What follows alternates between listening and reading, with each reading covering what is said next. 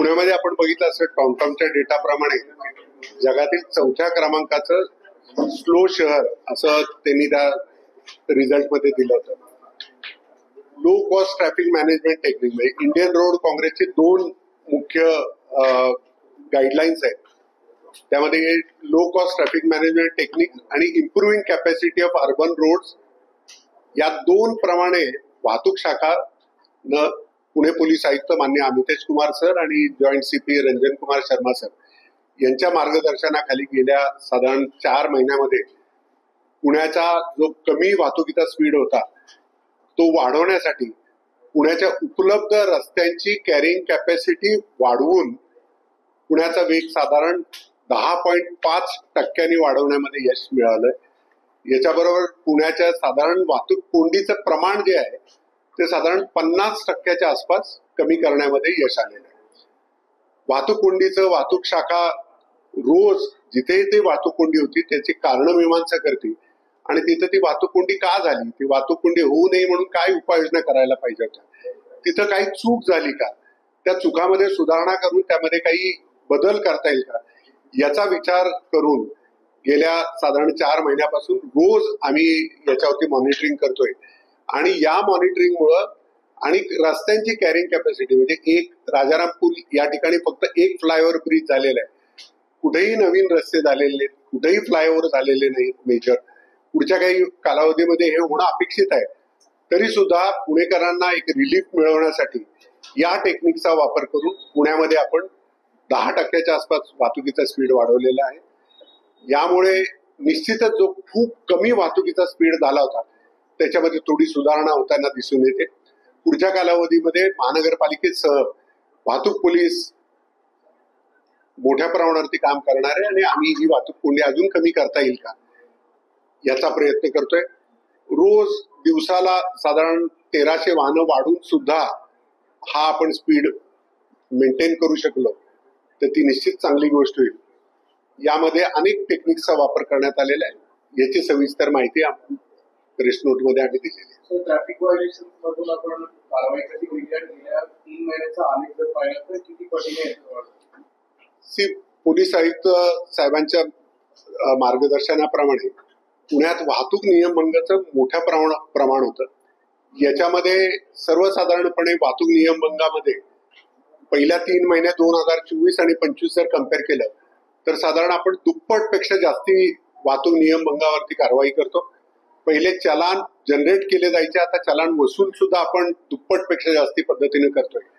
आणि आयुक्तांनी दिलेल्या 5 महत्वाचे ड्राईव्ह ज्याच्यामध्ये ड्रंकन ड्राईव्ह, उलट्या दिशेने गाडी चालवणं, रॉंग साईड ड्रायव्हिंग त्याला ज्याला म्हणतो आपण, ट्रिपल सीट, रॅश ड्रायव्हिंग आणि सिग्नल जम्पिंग, याच्यामध्ये आपण 5 पट वाढ केलेली आहे. मागच्या वर्षीच्या 3 महिन्यामध्ये आणि या वर्षीच्या 3 महिन्यामध्ये 5 पट वाढ केलेली. ही वाढ अशीच पुढे चालू राहील. नागरिकांना आव्हान आहे की त्यांनी वाहतुकीचे सर्व नियम पाळावे आणि या नियम भंगामुळे जर वाहतूक कोंडी किंवा इतर अपघातासारख्या समस्या होतात तशा होऊ देऊ नये याच्यासाठी वाहतूक शाखेकडून आम्ही आवाहन करतो.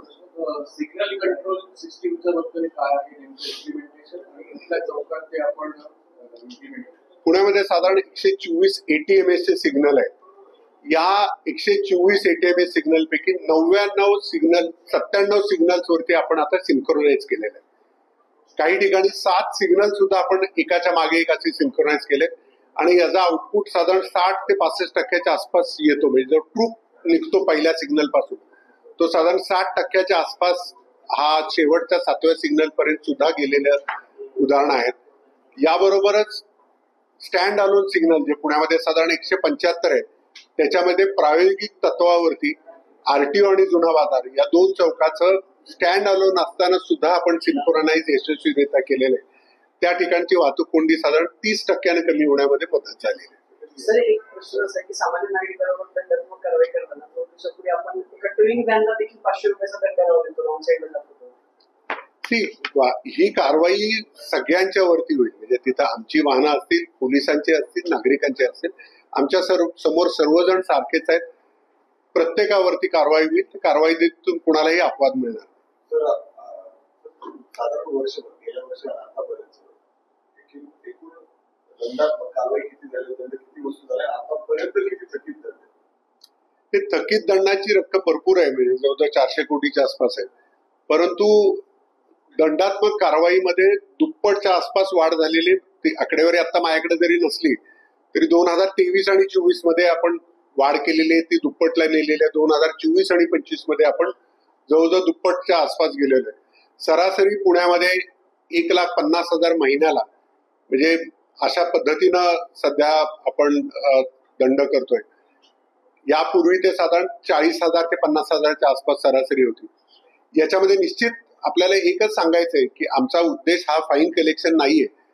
प्रायोरिटी जे आहेत ज्याच्यामुळे लोकांना, नागरिकांना धोका निर्माण होतो, म्हणजे उलट्या दिशेने गाडी चालवणं, फुटपाथवरती वरून गाडी चालवणं, सिग्नल जम्प करणं, सिग्नलवरती लेन चेंज करणं, दारू पिऊन गाडी चालवणं, वाहनाचा वेग जास्ती ठेवणं, रॅश ड्रायव्हिंग करणं, ट्रिपल सीट करणं आणि मग फॅन्सी नंबर प्लेट किंवा ज्या बुलेट्स आहेत, या बुलेट्सला ज्या पद्धतीचे सायलेन्सर लावून नागरिकांना त्रास दिला जातो, याची आम्ही प्रायोरिटी केलेली आहे आणि या लोकांवरती कारवाई करणं आवश्यक आहे.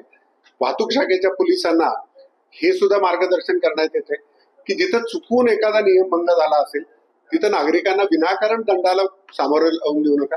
नागरिकांनी कबूल केले की साहेब चुकून माझ्याकडून झाला असेल तर निश्चितच त्या ठिकाणी वाहतूक पोलीस कन्सिडरेट अशा पद्धतीची भूमिका घेतील. पण ज्या ठिकाणी हेतुपुरस्पर नियमभंग केला जातो तिथे मात्र वाहतूक पोलिसांना कारवाई करणं आवश्यक आहे.